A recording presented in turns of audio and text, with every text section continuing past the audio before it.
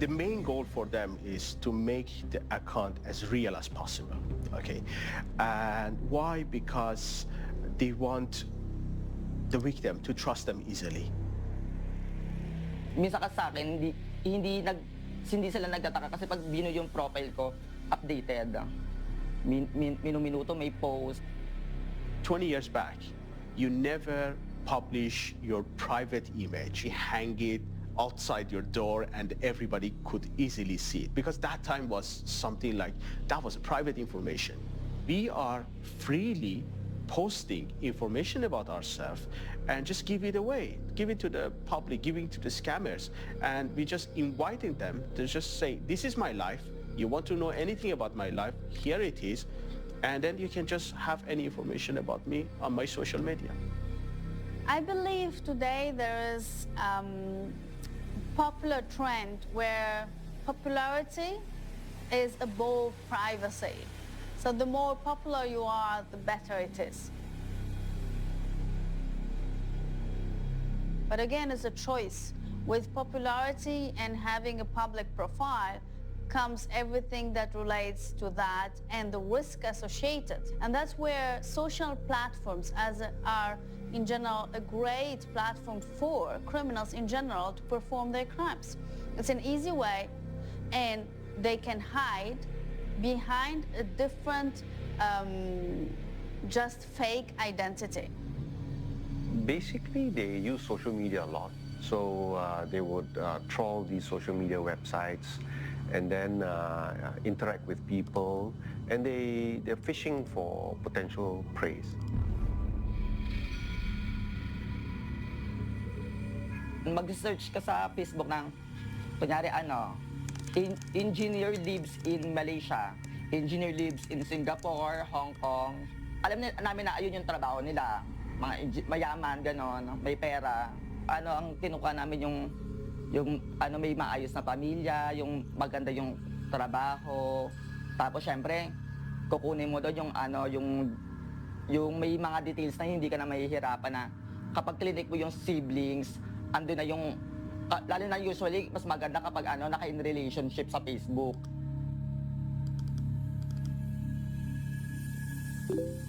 The way sextortion works is that somebody will send you a friend request on Facebook, somebody you've never met before. Siyempre mag-aantay ka ng mag-a-accept sa'yo. Kapag, siyempre mag-add ka ngayon, tapos bukas, pag-ising may mag-a-accept sa'yo. Lahat yun, ipipi mo, hi.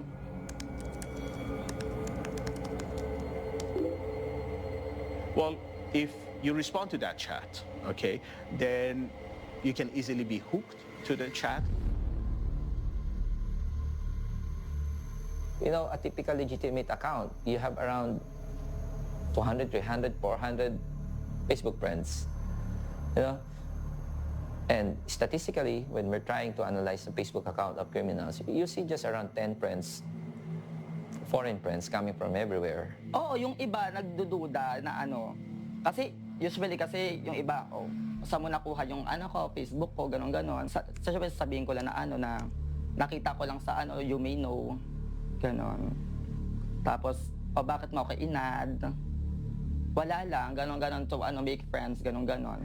And it's a script, a narrative that they use that almost always works. Ang tawag nila, parang ko na siya, inakit ko na siya. And they have a mastery over the script.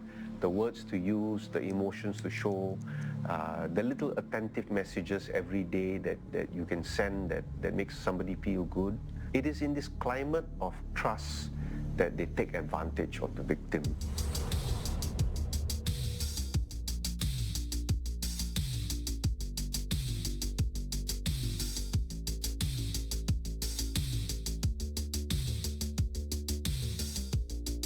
We always assume, like those movies, like those Hollywood movies, somebody extremely skillful, running some script and running some codes. However, that, I can say, is a 15% of what's happening in a cybercrime, okay?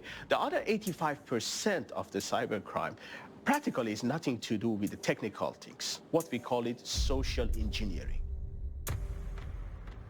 Social engineering is based on manipulating people, and it is very effective when you create a certain connection with your victim and try to use that in order to achieve your crime.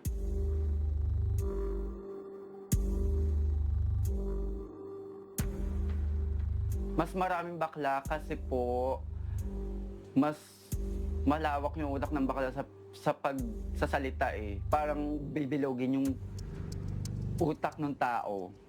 They, and these were mostly teenage boys, some of whom were transitioning to be women. Meron ako doon nakasama, 17 years old lang.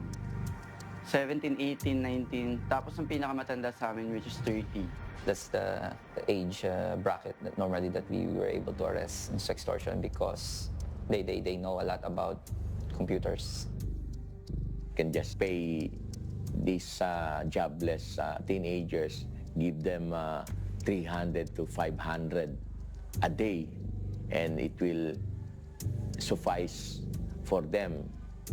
You can easily lure them, attract them to this kind of sex activities.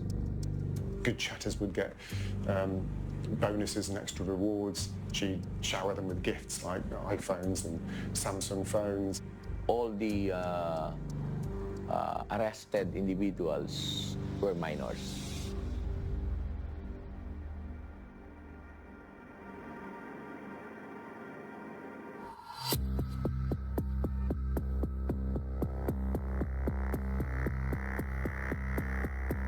Siyempre sa isang bahay kami na parang liblib, kahit sabihin man liblib yun sa bundok yun, dun sa NHB.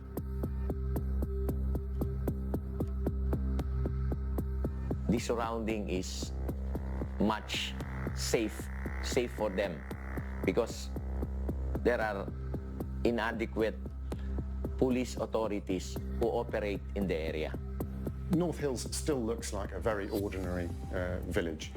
But somebody pointed out to me, have you noticed what's different about this village? And I said, well, I can't. It looks like another Filipino village to me. But they said, look at the kids. They're all wearing designer T-shirts. You don't get that in a normal Philippine village. She owned a large property in the centre of the village.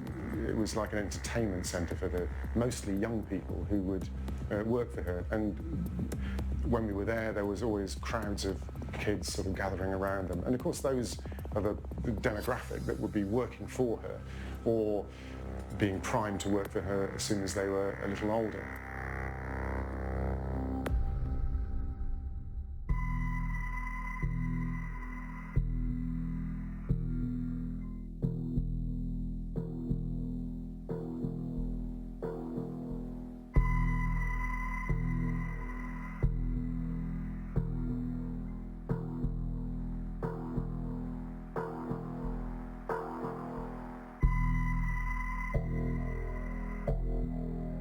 Pangunahin, dun tao, dun poor, ganun. Yung unang kinabubuhay dun sa NHB, which is yung paggawa ng basahan at pagbebenta ng basahan. Nagtatrabaho kay Kaparas doon na sabihin natin nasa 80% nakatao.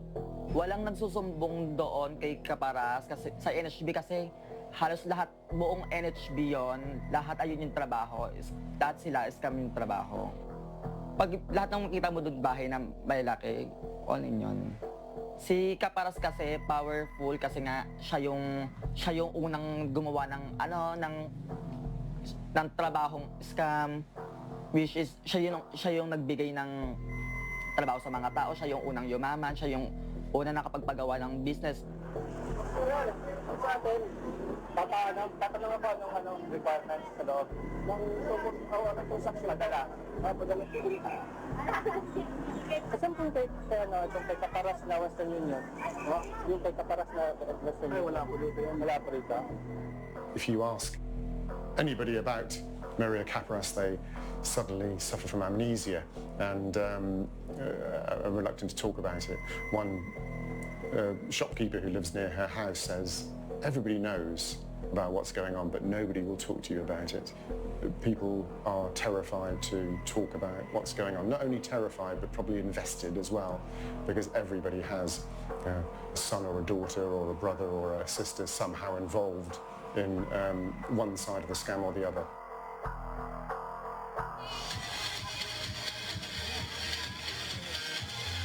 Mabait naman, maayos naman makisama. Miss Gay event na siya yung siya yung nag-set up ng event na yun, siya yung halos lahat gumastos.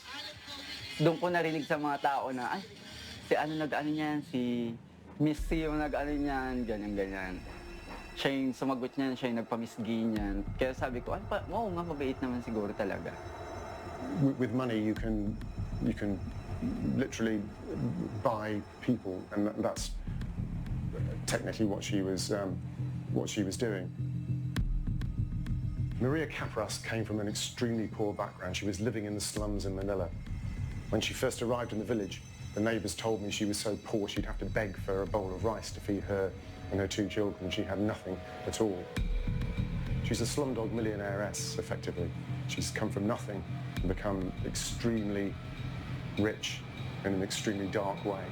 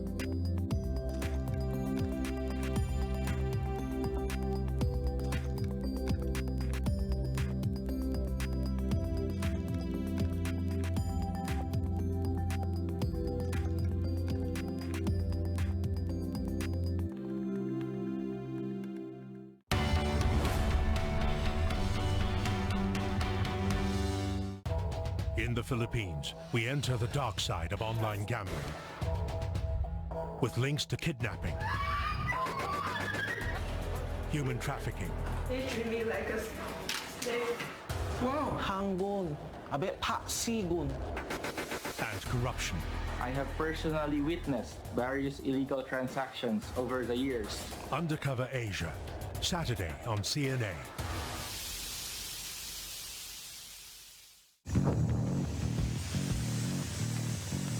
We are at the dawn of the 4th Industrial Revolution, and in the decades ahead, we will see the transformation of the world and even the reinvention of humanity. This is the largest decentralized motor manufacturing site. We have 300 autonomous robots to do the job of a human. Alright, can initiate the test? We are trying to develop and produce Singapore's first electric motorbike. The opportunity to be at the forefront of something doesn't come by very often. Even though you might have something that is completely revolutionary, you need to find ways to make it more interesting each time. 我们在这里将会建世上最高的 PPVC project. Let's go further. The sky is the limit.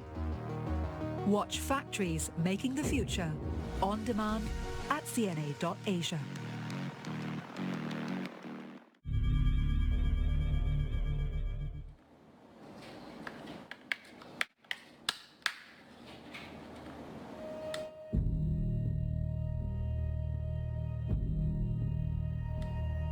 I got a random Facebook request one night. What looked like an attractive female.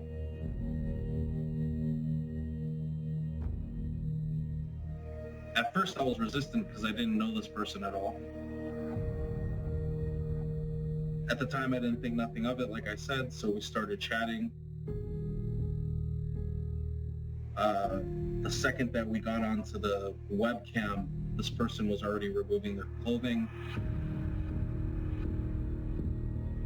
I did not anticipate this. It wasn't that kind of conversation prior to that. I just thought they wanted to talk. They started removing their clothing, started doing some vulgar things with toys and stuff like that. And then started asking me to remove my clothing. I was resistant for a long time, for maybe about 15 minutes. I didn't really know this person. I didn't want to do that. I'm not really into that whole thing either, you know what I mean? But eventually I did. And I showed them my private area. This person proceeded to stop the video chat, and the screen went completely blank. And once that happened, I kind of realized something wasn't right.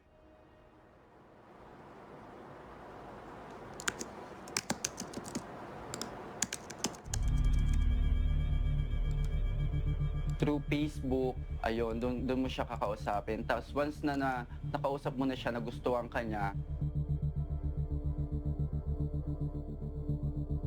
pakiramdaman ko na sumasakay na siya sa akin, doon na pumasok yung plano ko na ito nga, parang sasakay ito sa akin, ganyan. Tapos nung sumakay na nga, which is sabi ko, start na kami, lumipat naman ako sa Skype para mag-video call.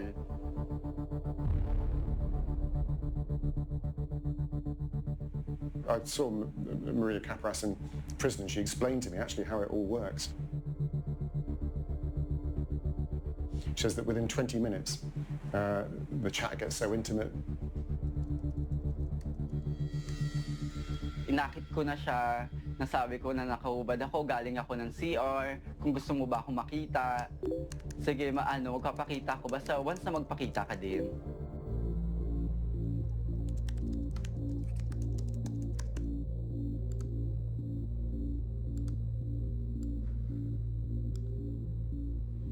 May application kasi kami na kapag inad mo yung video na gamit namin,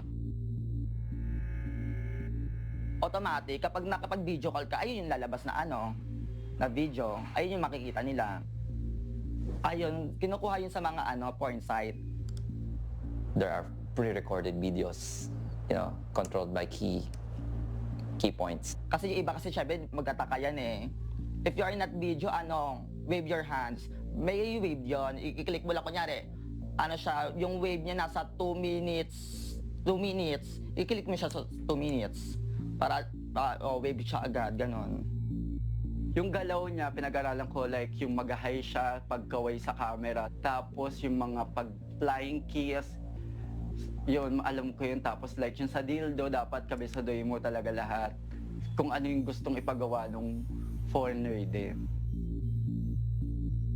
Combination of kiss to have that pre-recorded video play as if you are really doing it for him. Which is yung mag-show doon, hindi mismo ako, ibang tao.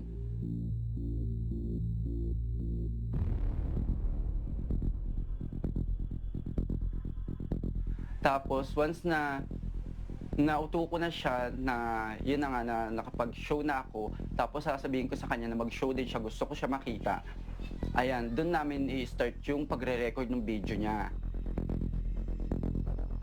After nun, i-record namin yun. Pag-record namin doon, kukunin namin yung mga information na like Facebook, kukunin namin doon yung mga pangalan ng mga kamag-anak, pinsan, mga ganong kapamilya, or mga pamilya niya.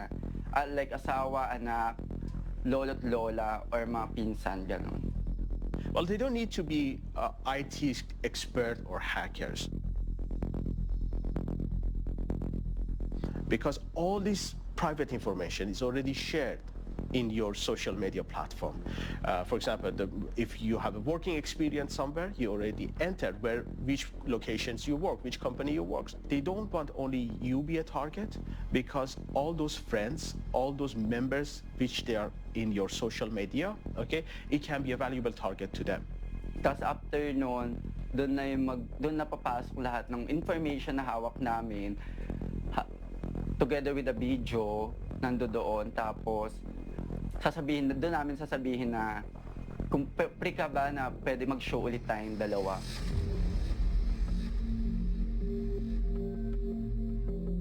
Once na nag-show ulit siya, doon na namin ipapasa yung video niya na nag-show din. Sasabihin na namin na may hawak akong video, ganyan-ganyan. Kung magkano yung hingin namin, dapat may bigay niya para lang ma-delete yung video. Kung hindi, ipo-forward namin sa lahat ng kamag-anak, pinsan, kaibigan, yung video niya. And if you can record something and you can play it over again, then the traumatization just happens each time you see it. Once na nagbibigay pa siya ng pera, hindi ko siya titigilan.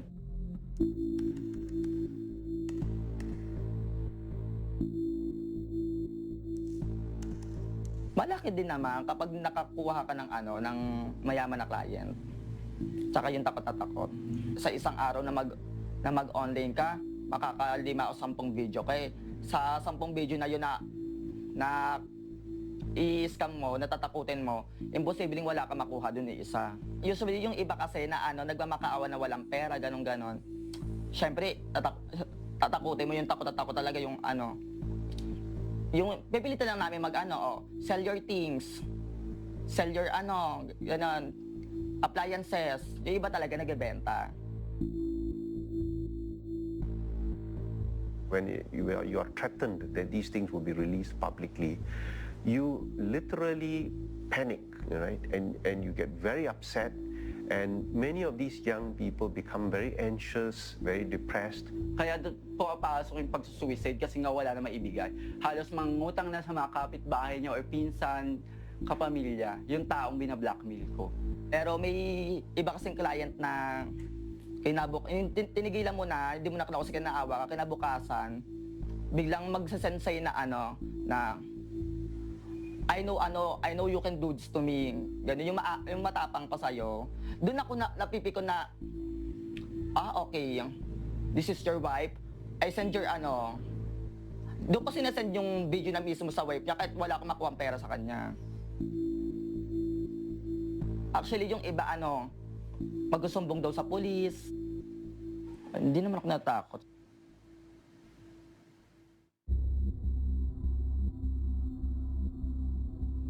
Sa tingin ko mga 30. Di nga lang 30. Isang, kumbaga sa lamesa, 4 or 5 kami nandiyan dyan na laptop. Kakasama kami dyan, kami yung yan, sabay-sabayan kami dyan, nakikipag-usap ng kumukuha ng bibiktimahin. Palitan ng oras, bibigyan nyo sa isang tao, may 6 hours ka para maghanap ng ng bibidyoan mo. Yung average time kasi na yun sa isang tao, yun sa oras kasi napakadali lang, 30 minutes kaya mong gawin yun na mapashow mo agad siya Focus muna sa isa, pero may ka na, kasi marami kang kausap parang nandyan lang sila, nakaantabay lang sila, ganun.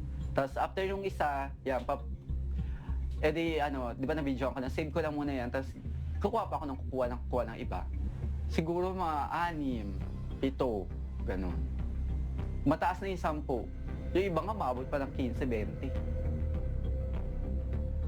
Habang binablackmail ko siya, tapos nakapagpadala na siya, may tao na isa na magkiklaim ng pera, tapos pag na-claim na yung pera, sasabihin sa akin, for example, through tawag or text, chat, sasabihin na nakuha na yung pera, hingan ko ulit ng pera.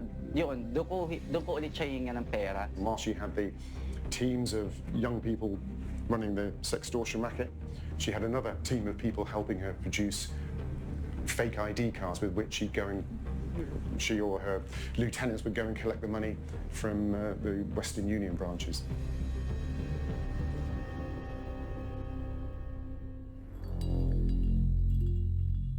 napapadala yung pera through fake ID. The way it worked is that to collect these transfers, you just need an ID card that matches the name on the transfer from overseas. And in parallel to her sextortion business, it appears that Maria Capras had a cottage industry producing fake ID cards. Dahil sa blackmail, nakapagpatayo nga siya ng bahay gano'n, tapos nakapag-branch siya ng sariling Western Union para lang dun na kumuha ng pera yung mga tao niya. From a money shop that is part of the syndicate is much easier than withdrawing the money from a money shop that is not owned or part of the syndicate. So the syndicate can manipulate the transaction and the release of money, but when you trace the money, the details about the ID, it's all fictitious. It's a fake ID. Yeah? It's a fake ID, definitely.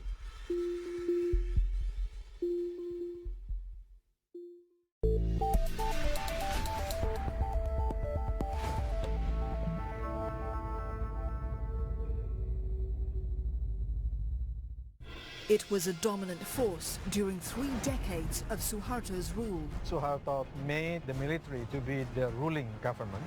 Today, Indonesia's military has reverted to its traditional security role of protecting the nation under a democratic government. In a democracy, there is no role for the military in politics. How is Indonesia able to do it when others fail? Military in Politics. Indonesia. Insight. Thursday on CNA. From the top stories in Asia. A quicker, portable way of testing for COVID-19 in just 5 minutes. To breaking news in the US and Europe. US President-elect Joe Biden is set to formally introduce his top economic team. With an eye on markets opening across the world. Wall Street's major indices all closed the month with double-digit percentage gains. It's the one bulletin that offers you a global perspective. World Tonight, daily, on CNA. This April, take a peek into the unknown, uncover dark truths, and rediscover a legacy. Midnight Story, the unprecedented access to NASA's satellite imagery. Rediscover the Singapore you never knew after dark. Undercover Asia, a deadly gamble. Uncover the ugly truth behind online gambling and the inner workings of dangerous syndicates. Belly of a Nation, step into the lives of a generation of family-owned hawker stalls known for their scrumptious popular dishes. This April on CNA. This Saturday, what investors need to know as Singapore braces for SPACs. The best protection is knowledge. All clear in the Suez Canal, but the ripple effects continue. We'll see slightly elevated freight rates from Asia to Europe. Plus, fighting back when your business takes a hit from the pandemic. The challenge will be convincing people to pay relatively high rates of tickets. Saturday on CNA.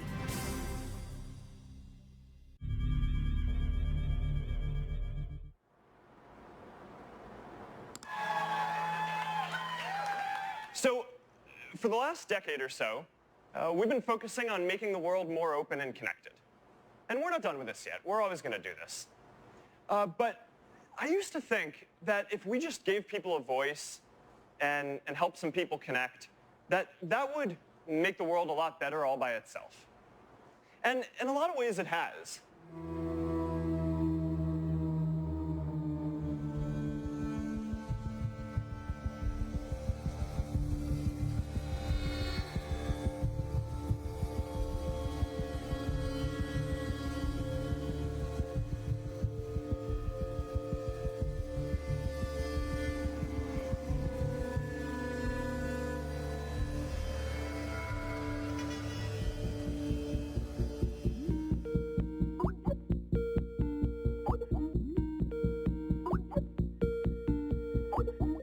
It's probably the tip of the iceberg, yes.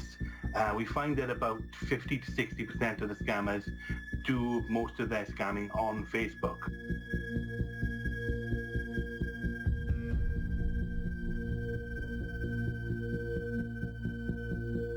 Facebook is the perfect platform for the scammers because everything they need is in the one place.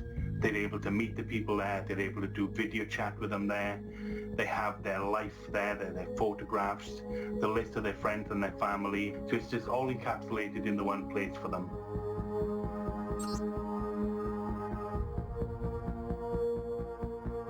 I'd say we get around 500 reports a month, which is about 15 a day.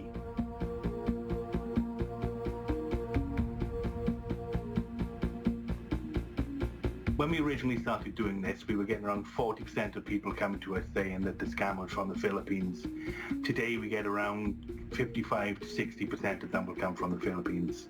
The number one requirement for a person to involve him or herself in a sextortion is the internet. So it can be anywhere in the Philippines.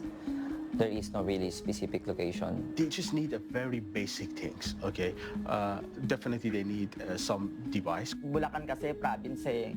Ang gamit lang talaga nila na internet is pocket wifi. Hindi sila, wala pa siyang ano doon. Wala pang wired doon na PLDT, lahat wala doon. Ano lang, ang gamit lang nila doon, SIM card lang. These syndicates can be anywhere. Okay, they don't need to be in a certain location to find the victim in that particular location. They can sit anywhere and the victim can be far, far away. There is a continuous increase of the numbers of recorded sextortion cases.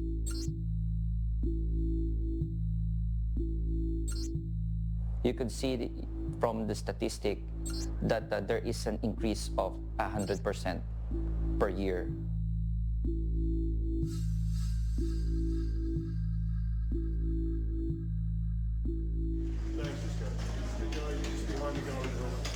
Thank 80% of our recorded sextortion cases uses social media. There's a huge difference in investigating a traditional crime, like a simple robbery, a case of homicide, or a case of murder. There is a gap. There's a huge gap on the procedure of how you will investigate cybercrime. The people do not know, they do not understand that we cannot just hack into someone's system and determine who is the person behind those who is victimizing them. Another thing, the social media administrators, they're outside the Philippines. They're not here. Not days, not weeks. It took months, several months for us to acquire the information that we sought. No, we need a lot of information to be able to identify who's the people behind the cybercrime. So how do we know who we are in reality talking to? We are not able to verify that identity in a way like we have that possibility in a physical world. There's no need for verification due to the fact that social media priority is users' adoption. They want more users on their platform. We do not have a worldwide legislation that can cover those cybercrimes, and criminals know that. In some countries, they do not even need to hide because they know that no one will come and search for them.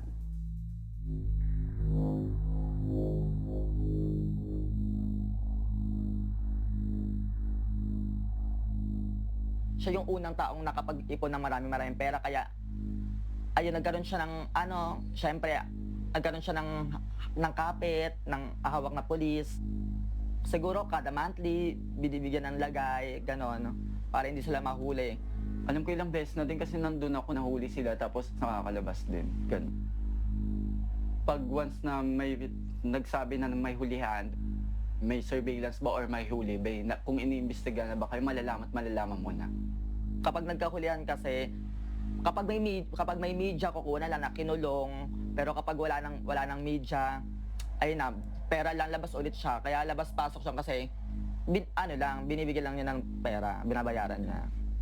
Yung sabi-sabi kasi na yun na naririnig ko sa kapitbahay, meron daw na na kalaguyo nga na pulis din, alam ko kasi pulis din daw na ayun yung pumaprotekta. Talaga nagtanong kayo ng pulis? Sira ulo kayo.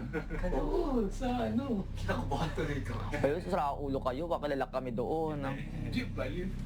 Makita yung mukha. Oo, kilala kami doon kasi sa NHB, kilala lahat ng tao doon kasi hindi ka pwedeng pumasok doon ng lahat ng trabaho eh. Maria Caparas was quite brazen about the way she operated.